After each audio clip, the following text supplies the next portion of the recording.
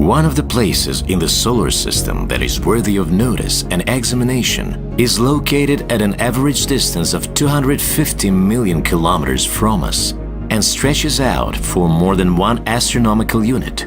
That is to say, the distance of the Earth from the Sun. This region is located between the orbits of Mars and Jupiter. As you may have already guessed, we are talking about the asteroid belt, a place where there is an accumulation of a variety of small celestial bodies of every possible size and shape. On May 3, 2011, a probe took the first photograph of Vesta from a distance of just over 1 million kilometers, after which an active phase of studying this asteroid began. By June 27th, the craft had slowed down, approaching closer to Vesta all the time. And after another month, having already made almost 2 revolutions around the Sun, the craft reached Vesta and switched to an orbit around it at an altitude of 16,000 kilometers. All of July, the craft was engaged in photographing of the surface of Vesta. The probe confirmed just how large the Rhea Silvia crater in Vesta's southern hemisphere is, about 500 kilometers in diameter and 19 kilometers deep. The spacecraft also revealed that the mountain in the center of the huge crater, which the Hubble telescope had once captured, is more than 2 times the height of Mount Everest and is the second tallest mountain in the solar system, taking a back seat to the Martian Olympus. Upon closer inspection, the probe found a second large impact basin, now called Venenia, that is partially covered by the younger Rhea Silvia basin. These 2 impacts changed the surface of Vesta and probably almost destroyed it. It remains a mystery how Vesta was able to survive such an extraordinary cataclysm. It is probable that numerous Class V asteroids, debris from the impact, were scattered in all directions. Giant impacts have created dozens of gorges encircling Vesta's equator that were revealed in the probe's images. Some of these canyons rival the Grand Canyon in size, reaching 465 kilometers in length and 4 kilometers in depth. The probe's data also reveals that the massive impact formed Rhea Silvia a mere billion years ago. Thus, the surface of the southern hemisphere looks younger than the northern, where a tremendous number of craters have been preserved.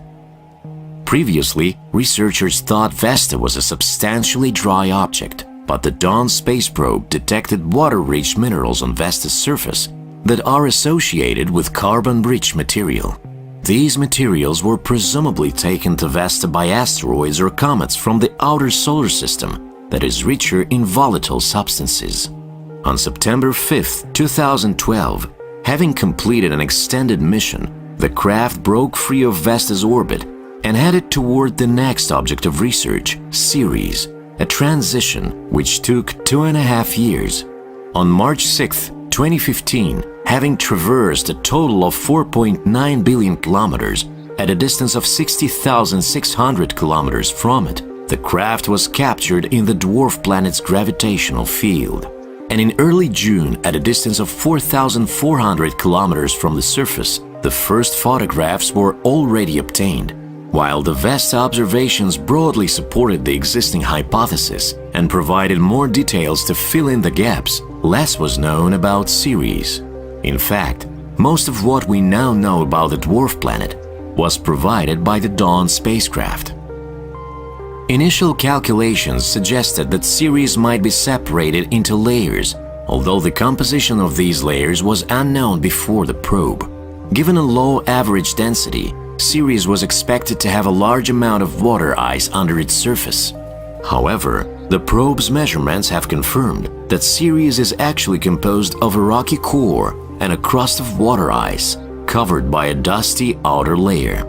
Dawn also uncovered evidence of the presence of clathrate hydrates, a gas trapped in the crystalline structure of the water molecules that makes the amazing strength and low crust density of Ceres possible.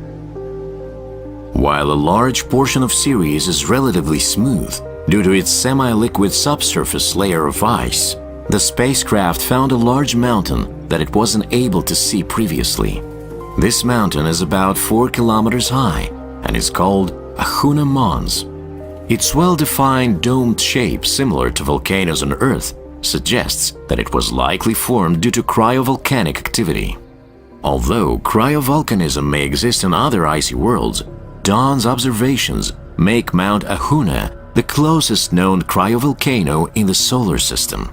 Other observations by the Herschel Space Observatory have shown small amounts of water vapor around several portions of Ceres, which suggests that it may have a weak atmosphere or even ongoing cryovolcanic activity.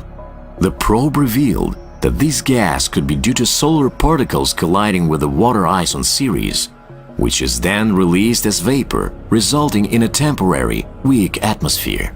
Spectroscopic data from Dawn also confirmed the presence of ammonia on the surface of the dwarf planet. Conditions in the main asteroid belt are too warm for ammonia to form, which requires much colder conditions, and which raises questions about its origins. Ceres could have formed much further away in the colder outer portion of the solar system before migrating to its current position, or ammonia could have been brought to Ceres by celestial bodies from the outer solar system. The spacecraft also confirmed the presence of carbonates on Ceres, which had been detected 10 years earlier using telescopic data. A great quantity of them once again confirmed the existence of an ocean early in Ceres' history. This dwarf planet may even be warm enough to have a small amount of liquid water remaining below the surface. It's astonishing that for 2 centuries the dwarf planets Ceres and Vesta appeared to be no more than dim points of light among the stars, until the Dawn mission provided us with detailed investigative portraits of these 2 complex and fascinating alien worlds.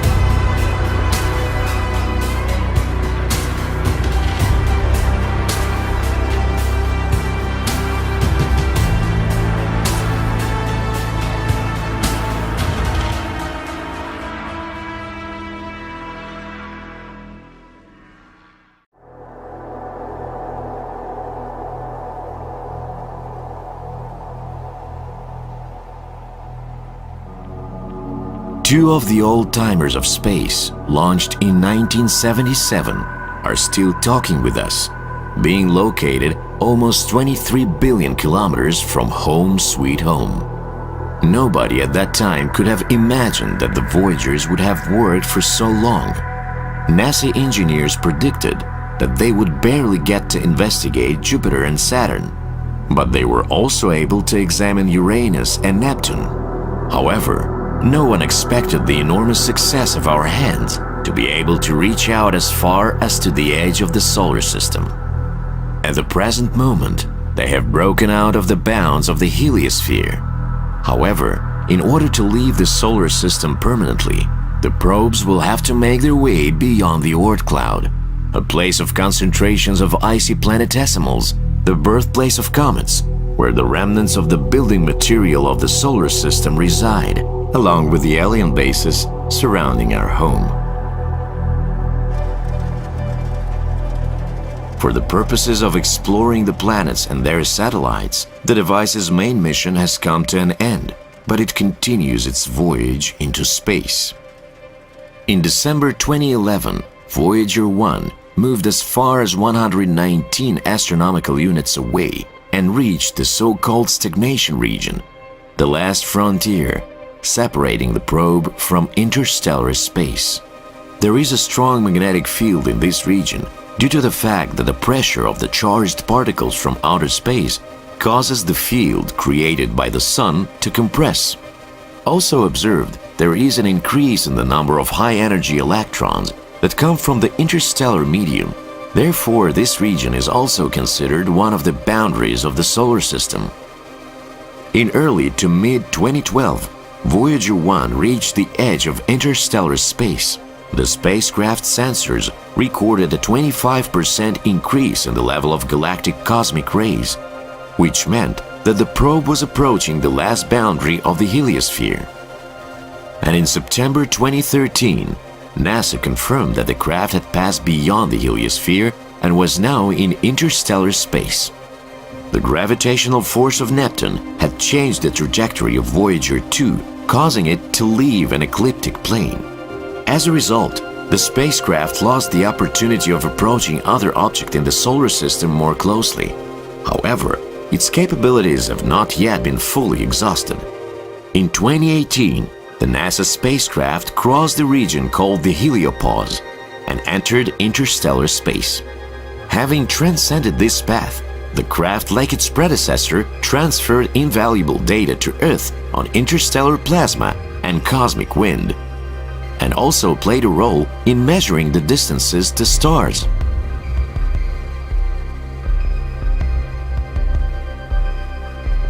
Voyager 1 also recorded and transmitted to Earth the sounds of interstellar space.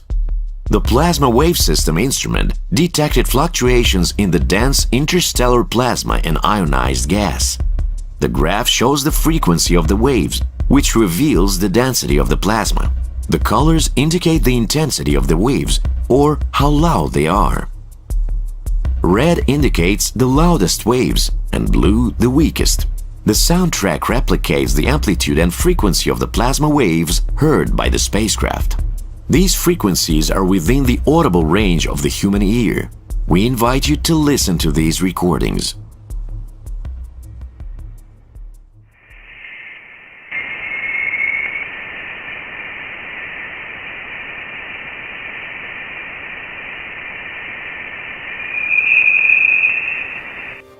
Intriguing, isn't it?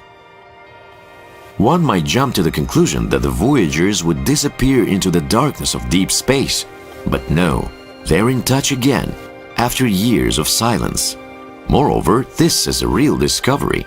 Quite recently, during the flight, in the intervals between solar radiation emissions, a very weak and monotonic steady signal was detected, located in a narrow band of frequency. It is possible that this humming sound is linked to the plasma waves that are caused by disturbances in the interstellar gas.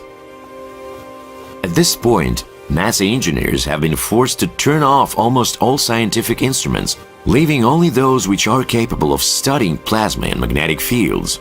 In 2025, There won't be enough energy in the hearts of these two wandering brothers to do anything, not even to communicate with the Earth. And before their hearts permanently stop, the scientists will command the Voyagers to say their last words by establishing a parting communication with them, with the aim of obtaining whatever data there is that can be retrieved from them. Yet the radioisotope thermoelectric generators will continue to generate heat for 10 half-lives or 880 years after launch. By estimate, the plutonium reserves will be completely exhausted in 2845, at which point it can be said that the Voyagers will simply turn into pieces of scrap iron on a journey through the expanse of the Milky Way. In about 20,000 years, the Voyagers will reach the Oort cloud, and this perhaps may be the main obstacle in their path, since the abundance of rock and ice fragments may significantly damage and even destroy the craft. But we'll hope that our wanderers will be fortunate and that they will find their way out of this den of comets unharmed. On the other hand, their paths will then finally separate. Voyager 1 is heading for a rendezvous with Gliese 445, a red, dim and cold dwarf star whose luminosity is 120 times weaker than the Sun and a temperature about 2 times lower than the Sun's. It is not known whether there are planets near this star. But even if someone there is alive, it's unlikely that these creatures would resemble us. Voyager 1 will pass by Gliese 445 at a distance of 1.7 light-years. This will be the point of maximum convergence, and this event will occur in 40,000 years.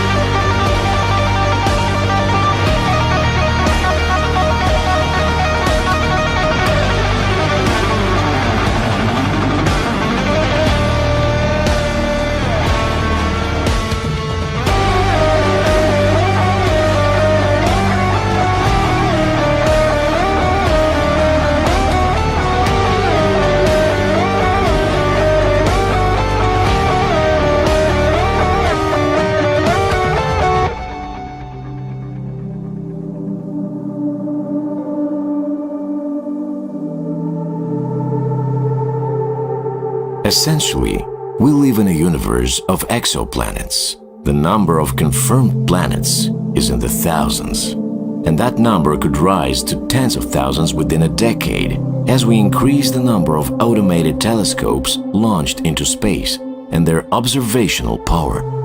Some of the most recent discoveries are fascinating and occasionally extreme worlds. Let's get to know them better, and we'll visit the 7 most incredible worlds that were found and confirmed by the TESS telescope in 2022.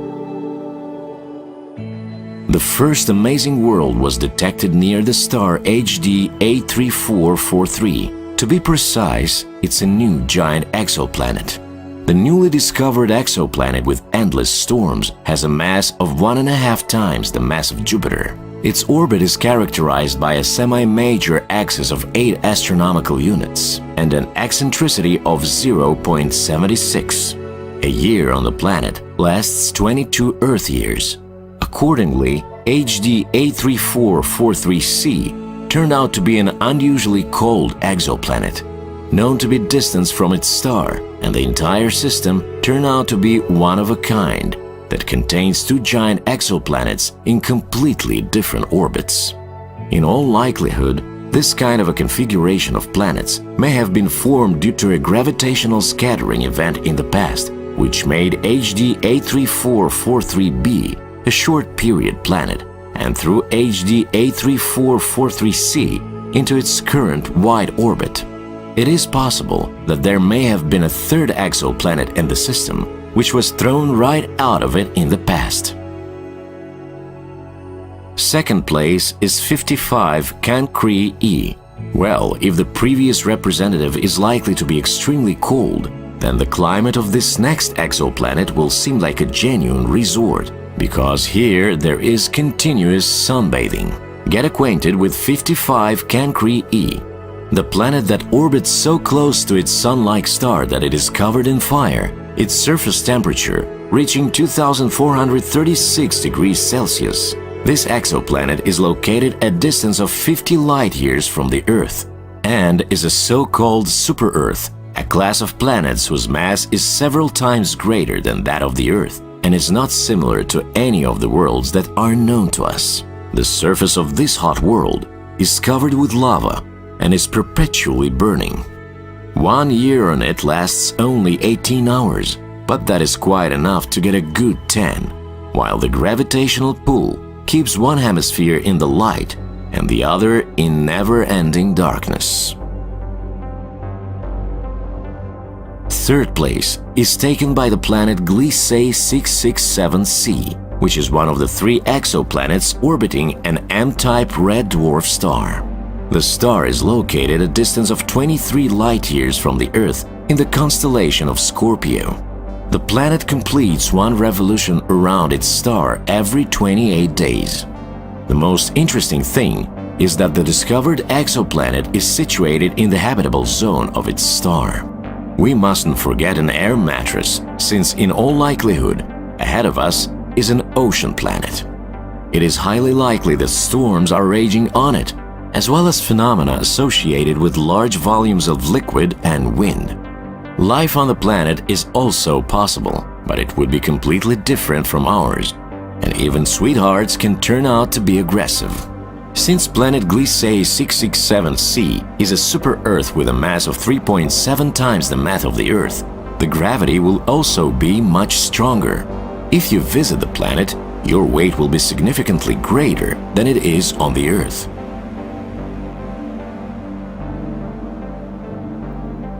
The fourth planet about which we speak is TIC 172900988b, orbiting 2 stars. To date, only 14 of this kind of circumstellar exoplanet have been discovered. Worlds orbiting 2 stars are also known as circumferential planets because they orbit a double star or stars orbiting around each other. This new world is a gas giant the size of our own Jupiter, but far more massive. It's 2.96 the masses of Jupiter.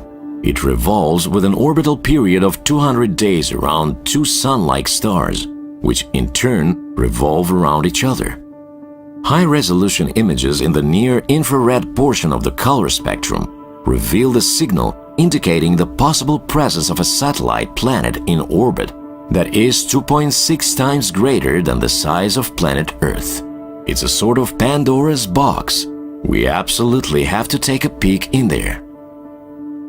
Planet number 5 is Kepler 1649c, which is located 300 light-years away from the Earth and is only 1.06 times larger than it. This rocky planet is situated within a habitable zone. The planet is positioned close to the star. A year on it lasts about 19.5 Earth days. At the moment, it is known that the planet receives 75% of the star's light relative to the Earth. The equivalent temperature of its surface is estimated to -39 degrees Celsius. So let's take down jackets. There is a high probability of seas and oceans of water in liquid form on this planet.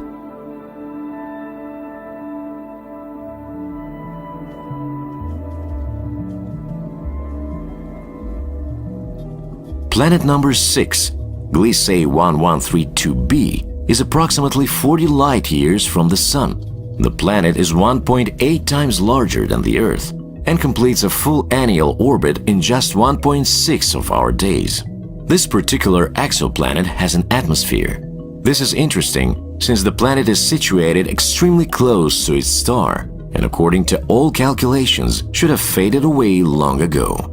The planet may have volcanic activity as it has an abnormally high amount of hydrocyanic acid, up to 0.5%. And finally, the seventh and most distant world, M51 ULS-1b, one of the first officially confirmed objects with the status of a planet found outside of our Milky Way galaxy. The exoplanet was discovered in the Whirlpool galaxy, M51, located at a distance of 28 million light-years. This exoplanet is in a binary system, orbiting around two large objects, orbiting around a common center of gravity, along with a massive companion star. The transit, which astronomers observed, lasted a total of about 3 hours, during which the recorded X-ray emissions from the star dropped to zero. This helped the researchers calculate that the object could be approximately the size of Saturn and orbits a neutron star or black hole at a distance that exceeds twice the distance from Saturn to our Sun.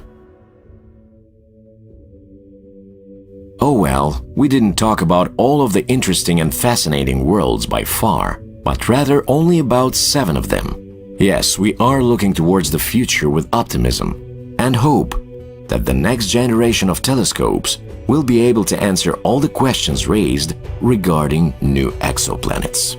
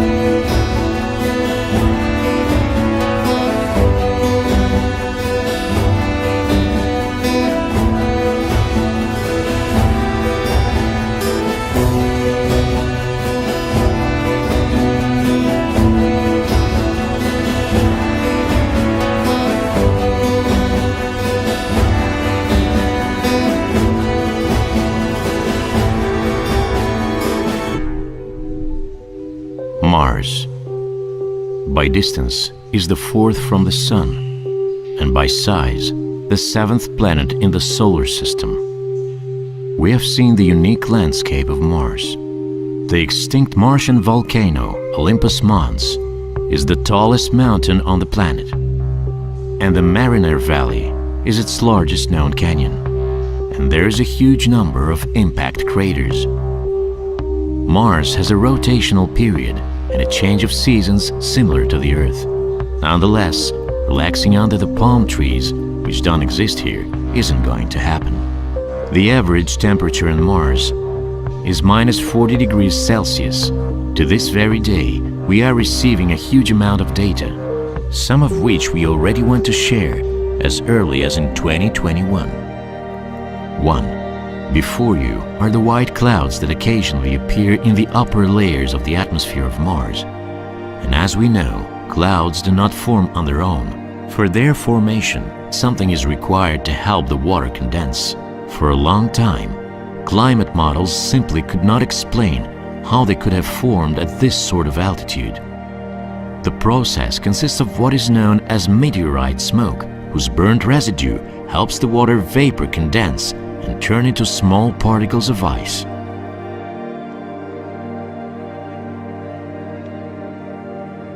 This discovery prompted the thought that the fine dust that rises into the atmosphere after the meteorite smoke may play a role in the creation of Martian clouds, very similar to how glowing noctilucent clouds appear in the Earth's mesosphere.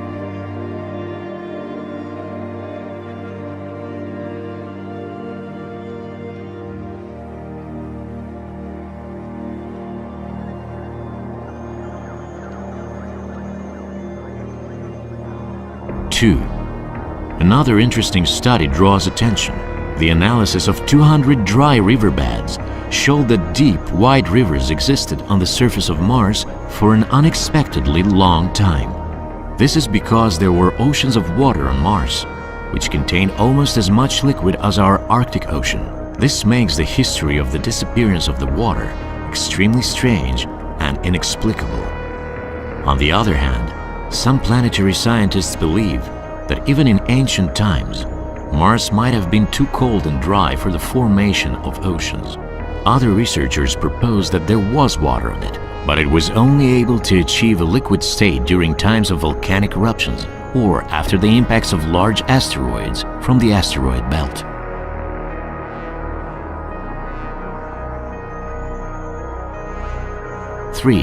Another interesting discovery was the glaciers of the Red Planet, which do not remain in one location, but move down the slopes of mountains or across the plains, retreating and advancing as the temperatures rise or fall. These movements of the ice do not occur without leaving a trace on the surface of the planet. Very distinct landforms appear on it, such as fjords, drumlins or rounded hills and other objects, which make it very clear that at one time a glacier existed here. Thanks to images from the MRO, or the Mars Reconnaissance Orbiter, over a period of several years, it was established that glaciers move in the form of massive streams at a speed of 300 to 800 meters per year.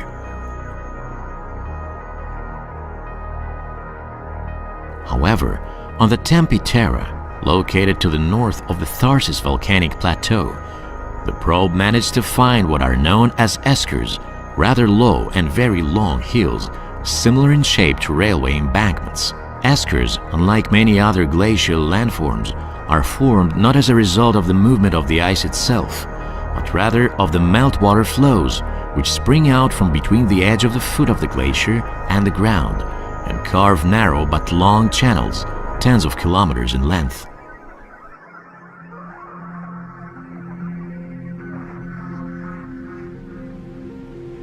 4. The so-called Noctis Labyrinthus, or Labyrinth of Night, is also worth pointing out. We have heard about it more than once.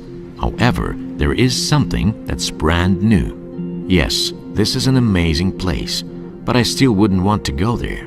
It turns out that in the past, this canyon was one of the deepest gorges on Mars, which was filled with volcanic lakes. Studying the images of these canyons, researchers came across hundreds and thousands of dark lines, similar to those they had seen 5 years ago in the high latitudes of Mars. The appearance of these lines, judging by the images, led to large-scale changes in the appearance of the surface of the Mariner valleys. According to calculations, their appearance indicates that the soil of Mars in this region held or absorbed about 1 million cubic meters of water.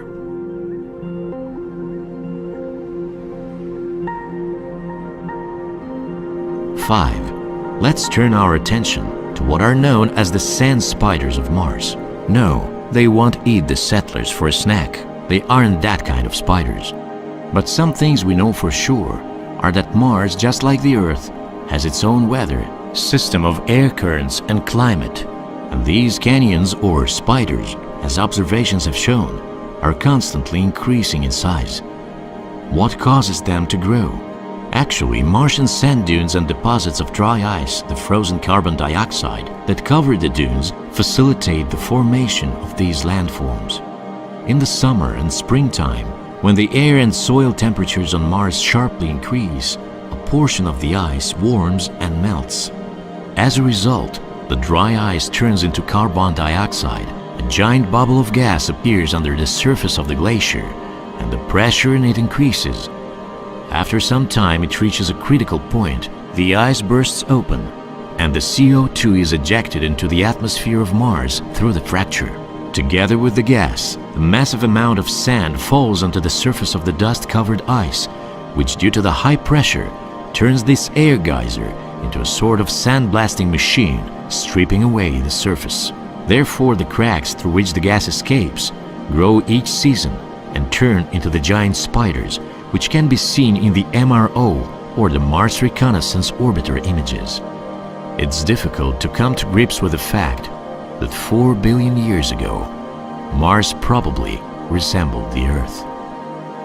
That means its vast expanses were most likely covered with a shallow ocean, perhaps several hundred meters deep, but not kilometers, as on the Earth. Clearly, there was water. There is already no doubt about that. However, billions and billions of years passed, and Mars rapidly died, becoming cold and losing almost all of its atmosphere.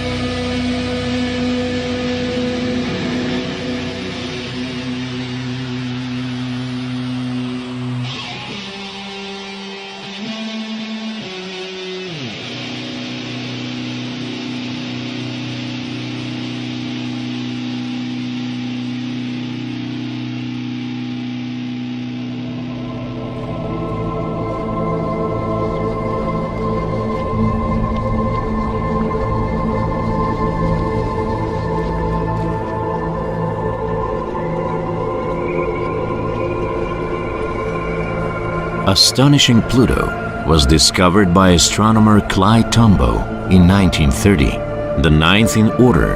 When still a planet, it was named in honor of the god of the underworld, Pluto. The planet's orbit takes the shape of an elongated ellipse with a significant slope of 17 degrees to the flat plane of motion of the other planets. A complete revolution around the Sun takes Pluto 247 years, and intermittently, for periods of almost 20 years, it happens to be closer to the Sun than Neptune. Pluto's diameter is 2,374 kilometers. Pluto's mass is almost 6 times less than the mass of the Moon, It weighs 480 times less than the Earth, and its diameter is 2/3 that of the diameter of our natural satellite. Pluto's atmosphere is very thin and consists of gases evaporating from surface ice. This was perhaps all we knew about Pluto. However, on July 14, 2015, everything changed. On that day, the New Horizons space probe flew past Pluto at a speed of 50,000 kilometers per hour. The flight to the destination took the spacecraft 9 years, 5 months, and 27 days. In total, the craft covered more than 4.5 billion kilometers. Thanks to this mission, researchers have obtained high-quality images of Pluto and made many discoveries. Among other things, they have discovered cryovolcanoes on its surface, have postulated the existence of a subsurface ocean, and discoveries continue to be made to the present day. For example, the directors of the New Horizons mission finally managed to completely record and decipher the last portion of research data that had previously been obtained with the help of the super-powerful space telescope mounted on the probe. Indeed, we are hurrying to share it with you.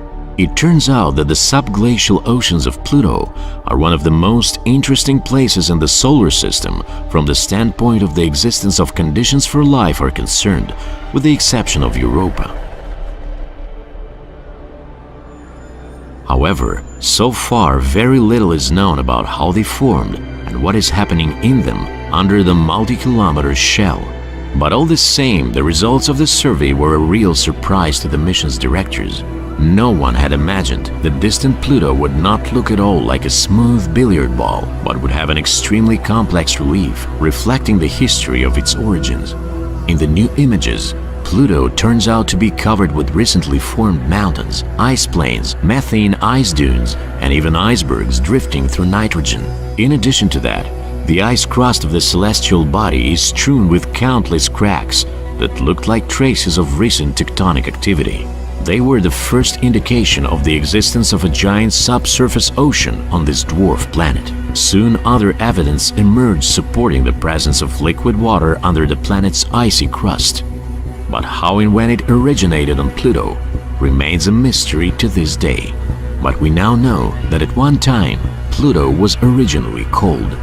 This means that it grew slowly, accumulating ice material from the outer solar system, and at first there was no ocean on it.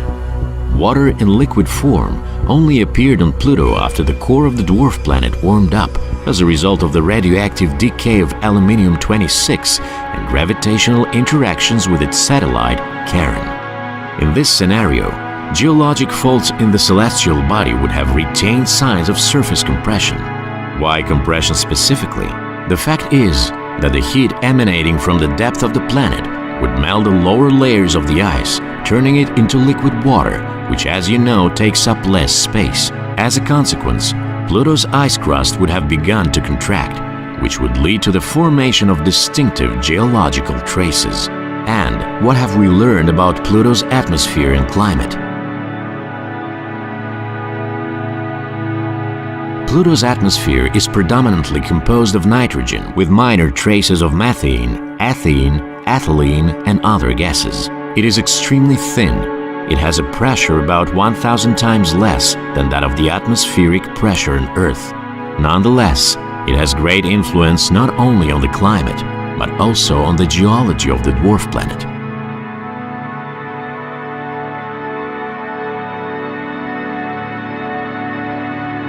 For example, it facilitates the equalizing of the temperatures of the different regions of Pluto, and because of the greenhouse effect created by methane, the temperature of the planet's surface increases. Also, new data have demonstrated that some segments of the surface of the dwarf planet actually have snow caps, which are formed in a completely different way than they are on Earth. If on Earth, we are often able to observe the conversion of clouds into snow on mountaintops since temperature decreases with increasing altitude, then on Pluto there is conceptually the inverse process. Since the atmosphere there becomes hotter as the altitude increases, correspondingly, the physiochemical traits of the process of the formation of snow and snowcaps on Pluto differ dramatically.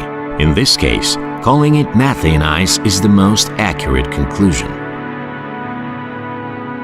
And finally, It turned out that the change of seasons on Pluto occurs not because of the tilt of the planet's axis of rotation as on the Earth, but is due to the elongated orbit. Over the course of a revolution around the Sun, which takes roughly 250 Earth years, the amount of heat received by Pluto changes almost 3 times. As a result, the density of the atmosphere fluctuates significantly. In the long summer, which lasts a little less than half of the Plutonian year, the frozen gases evaporate, and in the winter, they again revert to a solid state. They evaporate from the most brightly lit and warmed areas and settle in colder areas. This process ensures that gases are carried over the surface of the planet and over millions of years have sculpted the most amazing forms of relief. What comes next? New Horizons has raised more new questions for us than it has cleared up old ones. But most unfortunately, no new missions to Pluto are planned for the near future. So it will be a long time before we get new information comparable in value to that which was received from New Horizons.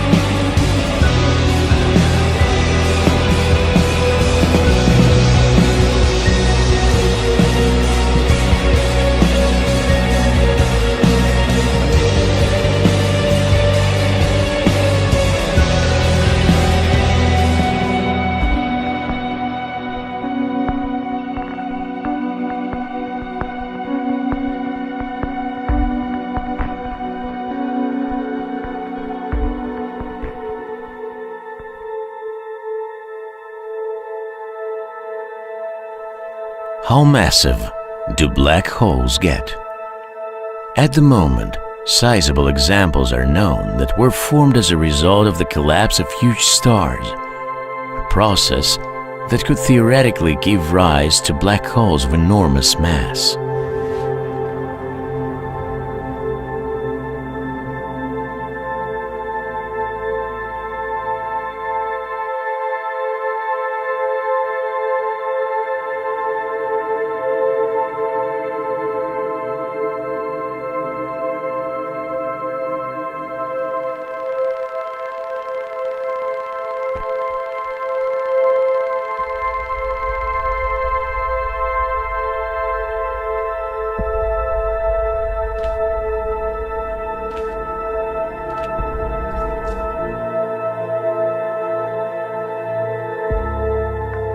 Located at the center of most, if not all galaxies, are supermassive black holes with a mass of millions or billions of times greater than the Sun's mass. For example, in the center of our galaxy is Sagittarius A, whose mass amounts to about 4.5 million suns. Of the known black holes, the one with the smallest mass is only 5 times more massive than our star, but 100,000 times more compact. The diameter of some black holes is no more than the expanse of a large city, but the weight of such a munchkin is like 5,000 suns. The radius of others is comparable to the radius of the Earth, but their mass is 6 million times greater than that of our planet. It simply gets lost against the background of, say, the hole in the center of the Messier 60 galaxy, which has a mass of 4.7 billion suns. The class of ultramassive black holes begins at around this mass, the largest of which are made up of even as many as 4.5 billion suns. But even they seem to be cosmic infants. Currently, the largest known black hole is the TON 618 quasar, which has the mass of 66 billion times the mass of the Sun. It is located near the North Pole of the galaxy, in the constellation of Canis Venatici, the hunting dogs. The TON 618 quasar is believed to have an accretion disk of hot gas orbiting the giant black hole at the center of the galaxy. The quasar is estimated to be 3.18 gigaparsec, or 10.37 billion light-years away.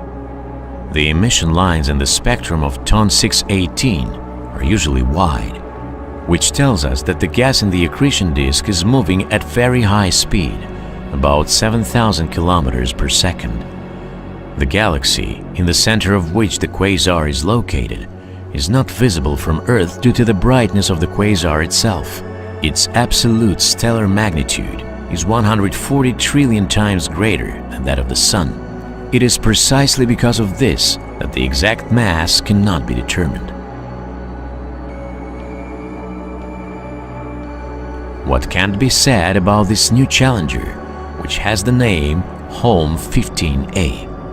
Holmberg 15A is a Type CD supergiant elliptical galaxy that is located in the Abell 85 galaxy cluster in the constellation of Cetus, about 700 million light-years from the Sun.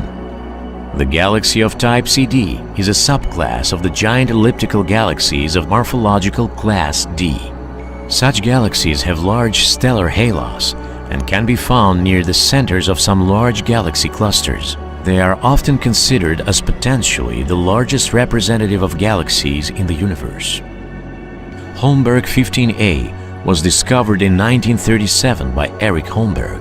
The galaxy became famous after it was announced that it had the largest of all observed galactic cores, sprawling about 15,000 light-years in expanse.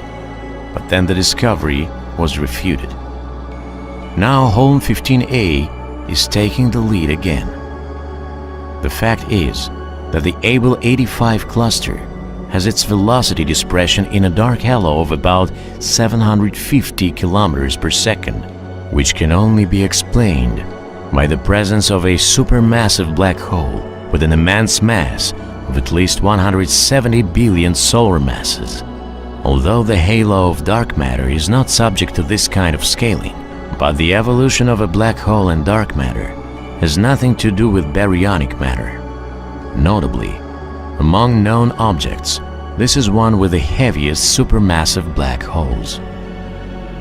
This classic case tells us that the main component of the galactic core is a supermassive black hole with a mass of about 40 billion solar masses and a radius of about 790 astronomical units. By comparison, Pluto is located at a distance of about 39.5 astronomical units away. However, according to the data, the gamma radiation from the object is so extensive that some researchers estimate Holm 15A at 310 billion solar masses. How is it possible? Let's try to figure out this galactic mystery.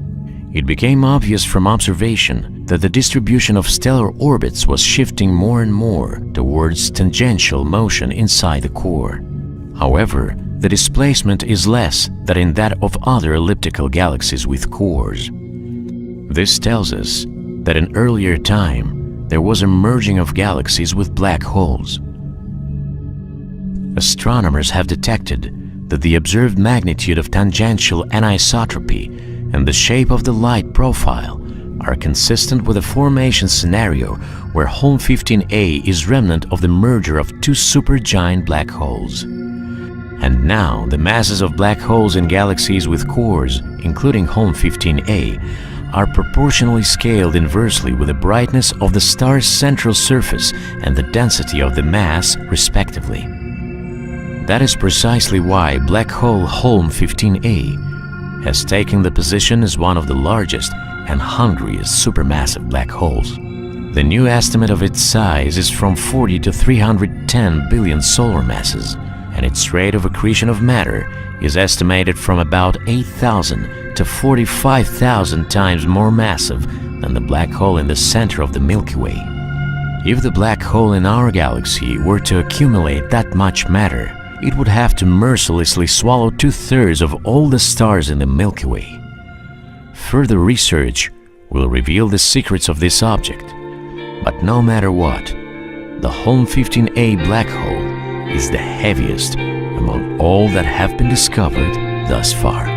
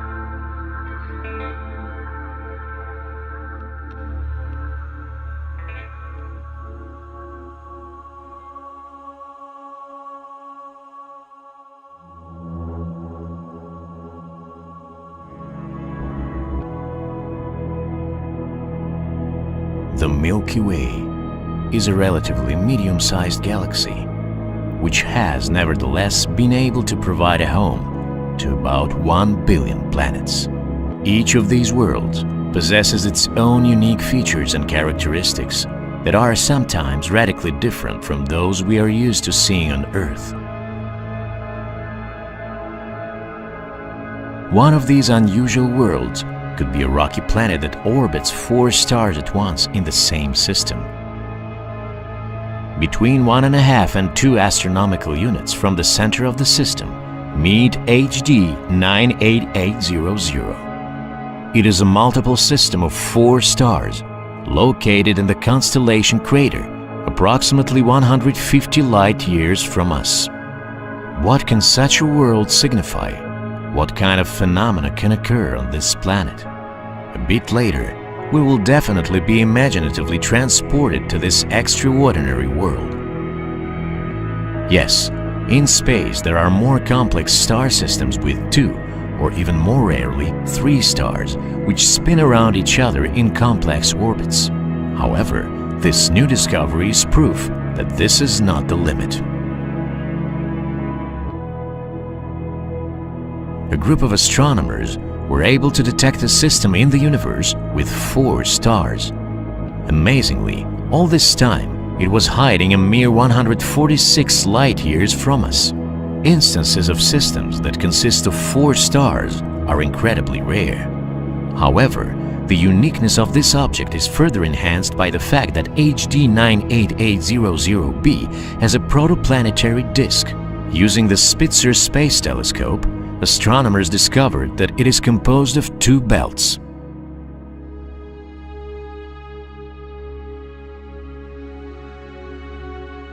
The outer belt is separated from the center of a double star by 5.9 astronomical units, almost the same distance separating Jupiter from the Sun. Researchers suspect that this belt is made up of comets and asteroids. The inner belt is located at a distance of 2 astronomical units from the center, as Mars is from the Sun, and it looks like it is formed of fine dust. This kind of division of the protoplanetary disk into sections usually occurs during the formation of a planet, but in this case it came about most likely for another reason, under the influence of the gravity of neighboring mate HD 98800a. How is it possible? The fact is that in most systems it is aligned in respect to the main star. For example, in a solar system, all the planets and most of the asteroids spin approximately on the same plane with the Sun. But this does not apply to HD 98800. It has a disk of gas and dust that is positioned at a right angle to the central stars. This is the first system that is known to us with a perpendicular disk, and such an anomaly promises many more astonishing discoveries. Presumably, if astronomers manage to find other similar older systems, it will be possible to observe planets spinning in strange orbits at all sorts of angles. In turn, this might lead to the formation of new types of planets still unknown to science. However, another scenario is also possible. In such conditions, planets simply cannot form from a protoplanetary disk. The search remains to be continued. In space, there are still many curiosities unknown to mankind.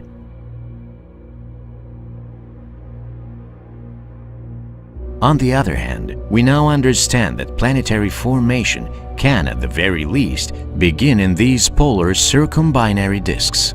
If the remaining portion of a planet's formation process can occur, there may be an entire population of displaced near-Earth planets that we have yet to discover, with such things as odd seasonal variations. But although planetary formation may begin, it is unclear to what extent planets can form and remain stable in such a seemingly chaotic system. However, if planets were to exist, the view from one of them in a system like this would be amazing. A hypothetical observer would see a bright streak rising from the horizon across the entire sky. From time to time, stars will pass across it. And since the system consists of 4 celestial bodies, a total of 4 suns would be visible in the sky. Because of this, such a planet would have an intricate system of change of seasons, which couldn't be compared with the Earth seasons of the year. An exoplanet that is about 1.35 times the size of Earth and 8 times more massive is orbiting the brightest star in the system, and in doing so receives 5 times more solar radiation from its star. The researchers calculate that the detected object will make a transit all the way across the front of its star, allowing observers from Earth to see the barely perceptible reduction of the light emitted by the star. The incredibly powerful effect of the 4 celestial bodies is literally tearing this planet apart. And the extremely high temperatures and high levels of radiation make this place absolutely unsuitable for the emergence of biological life. If someone does live here, then you can truly feel sorry for them. In the meanwhile, experts hope to understand whether it is possible to replenish the atmosphere of a planet that is located in extremely close proximity to its star by means of the vapor which is emitted by the crust of the planet. In a certain sense, the presence of a planet next to 4 stars could generate some extremely spectacular phenomenon, despite the planet being uninhabitable. In addition, the daytime view of the sky on an exoplanet has to be truly cosmic.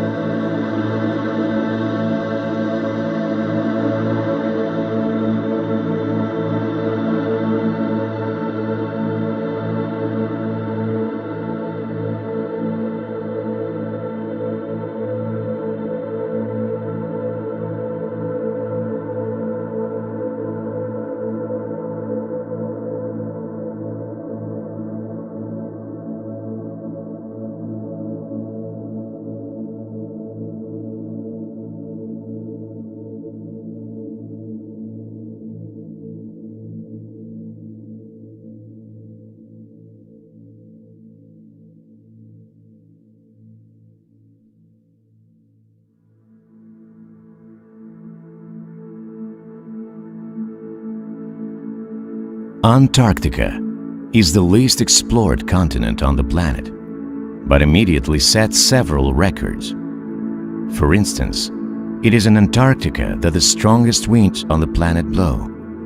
It was there that the lowest temperature ever was recorded, 89 degrees Celsius below zero.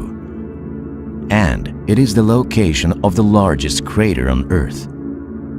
The Antarctic ice sheet is so heavy that the surface of the coldest continent on the planet has caved in almost 500 meters under the weight of the ice and snow.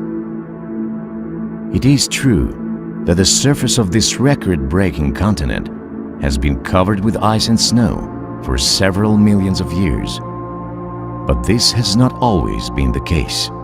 Mariners and explorers of the past have speculated about this fact.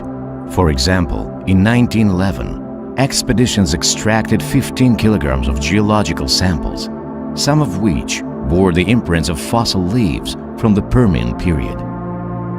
According to paleontological and geological data, this plant grew exclusively in the tropics.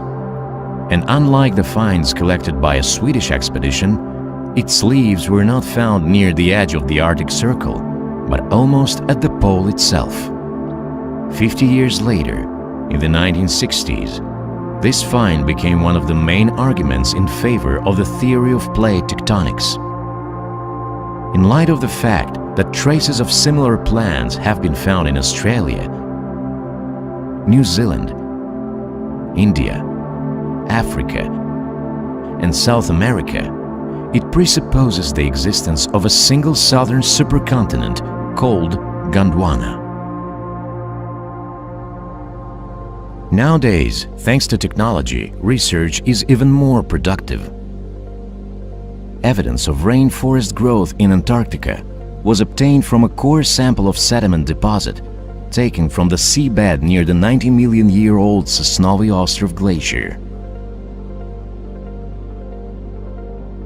During the first stage, the team discovered a fascinating dense network of roots that spread throughout the entire layer of soil, which was so well preserved that not only could countless traces of pollen, spores, and the remains of flowering plants be seen, but even individual cell structures could be distinguished.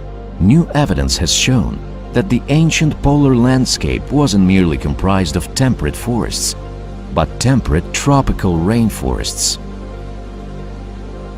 This means that the climate of the present ice-cold continent was not just temperate then, but substantially warmer than had previously been assumed. Antarctica was a completely different world. It was alive and flourishing in every sense. In addition to the dense and rich vegetation, here various animals, herbivores, omnivores, and carnivores could be found. Among them were also arboreal forms of animals by all appearances, the same as Marombiotherium glacialis, a small marsupial, something resembling a mouse or a possum. Perhaps small sloths that looked very similar to modern-day ones could be encountered on the branches. Among land animals, the most numerous were representatives of the Sparnotheriodontidae family of mammals, a group of extinct South American ungulates or hoofed mammals that somewhat resembled horses. Judging by the structure of the teeth, they were herbivores and reached a body mass of up to 400 kilograms. Also on land, one could come across flightless or cursorial birds. One was ostrich-like, and the other carnivorous and probably quite dangerous. Along the shores of the ancient Antarctic Peninsula, one might run into king-size penguins, and in the sky, falconiforms, falcons and caracaras. In the lakes, temnospondyls waited for prey. They were giant crocodile-like amphibians. For example, Antarctosuchus pallidon. Reptiles of all kinds roamed the land. Impressive, massive predators, a small lizard-like insectivore, Prolacerta, and of course, dinosaurs. It was not just a Jurassic Park, but a whole continent. The most exotic of them was the Cryolophosaurus ellioti, the ice crest lizard. The narrow skull measuring 65 centimeters, with a huge mouth studded with sharp teeth, could have swallowed a slow-moving person, if of course there had been any at that time. He lived on the dry land about 200 million years ago, as did many others when Antarctica was free of ice. Another interesting creature was the Glacialisaurus, a sauropodomorph and distant relative of the famous giant long-necked sauropods. However, the Glacialisaurus was much more modest in size. In all likelihood, it averaged 7.6 meters in length, besides weighing significantly less, 4 to 7 tons, which permitted it to rise briefly on 2 legs. Who would have thought that 90 million years ago, near the South Pole, the average air temperature in the summer was 19 degrees Celsius, that it was a tropical, green world, rich in flora and fauna?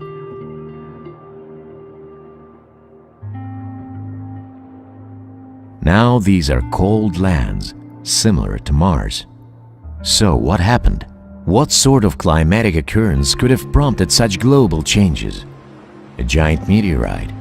Maybe a great worldwide flood? Or perhaps the expansion of the Tasman Strait between Antarctica and Australia, which in previous geological epochs formed the single continent? No matter whatever happened, a thriving world came to an end. A new era had arrived, the era of the Ice Ages. And as it seems, after millions of years, this is normal for planets of the same type as the Earth. Who knows what cold worlds, hundreds of light years away from us, are hiding under a thick layer of ice.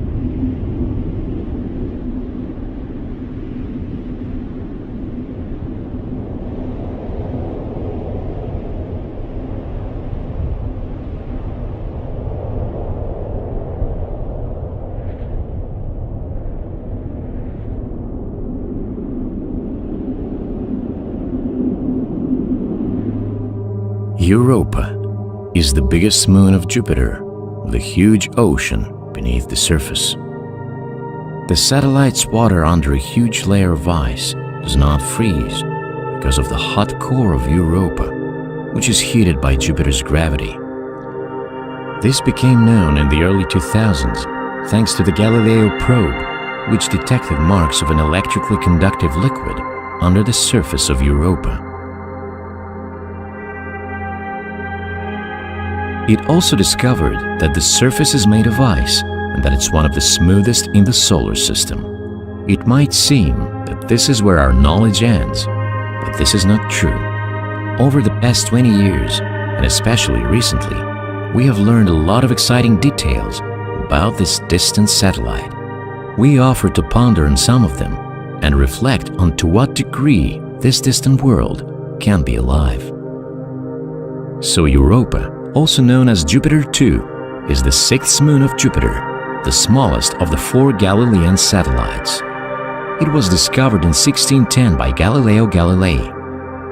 Over the centuries, more and more comprehensive observations of Europe were made with telescopes, and since the 70s of the 20th century, with flying spacecraft. Europa is slightly smaller than the Moon. With a diameter of 3,122 kilometers, it is the 6th in size among satellites and the 15th among all objects in the solar system. It is the smallest of the Galilean satellites, yet the mass of Europa is greater than all known satellites in the solar system that are inferior in size combined. Its average density is very low, and this points to the fact that it consists mainly of silicate rocks and thus is similar in composition to the terrestrial planets.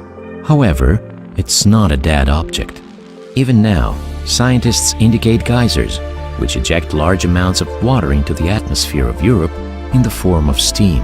It is known that water molecules emit certain frequencies of infrared light as they interact with solar radiation. This signal was captured by the Keck Observatory scientists who found it using the spectrograph.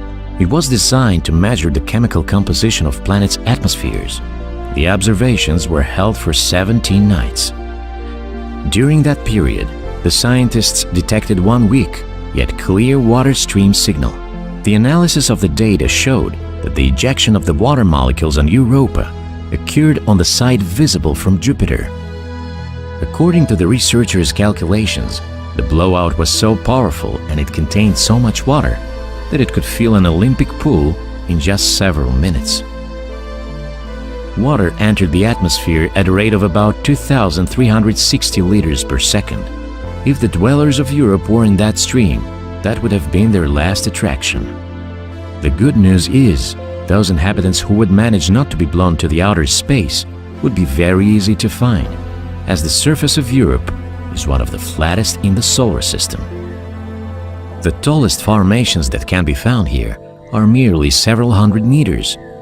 If we take a close look at Europa's surface images, we will see signs of endogenous geological activity, such as lines, lenticles, bumps and pits, and the so-called Connemara chaos below the center. The high albedo of the satellite indicates that the surface of the ice is pretty clean and young.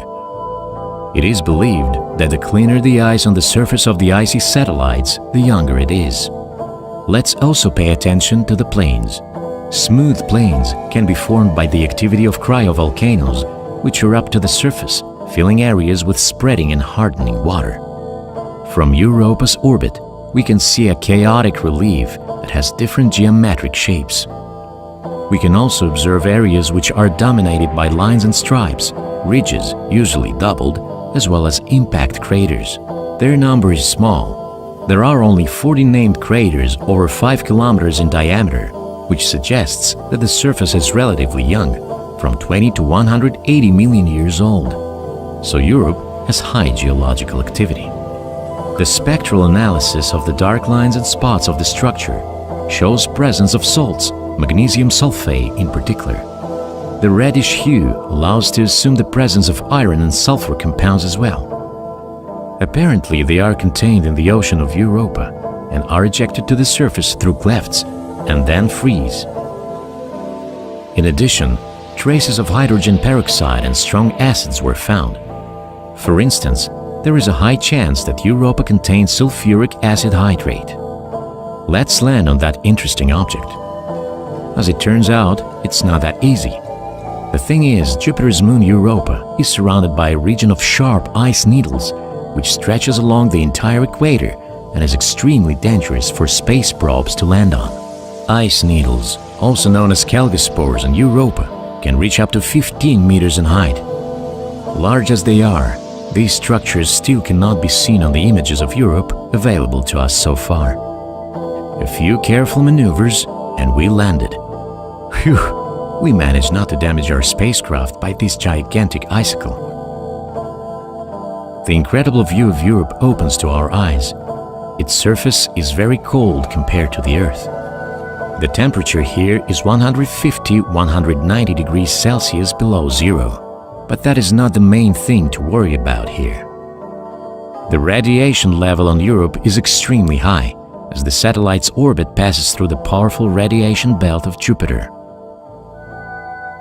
The daily dose of radiation here is nearly 1 million times bigger than on Earth. This dose is enough to cause severe radiation sickness. But no worries, we have a proper radiation protection. At least we hope so. Well, with this in mind, we are sending a tunnel robot with a nuclear reactor into the deep of Europe that could drill ice while collecting ice and water samples and sending information to the surface via fiber optic cable. Surprisingly, Europe has several layers of ocean, separated by different types of ice formed at different depths and under different pressures. It is likely that in each of these layers, different life forms might be found. Species that have adapted to the particular conditions of the ocean stratum may exist. However, if these life forms turn out to be unlike anything we have seen on Earth, it might be difficult for us to recognize them. And besides, we might not find life there at all. But these thoughts wouldn't stop our curiosity, would they?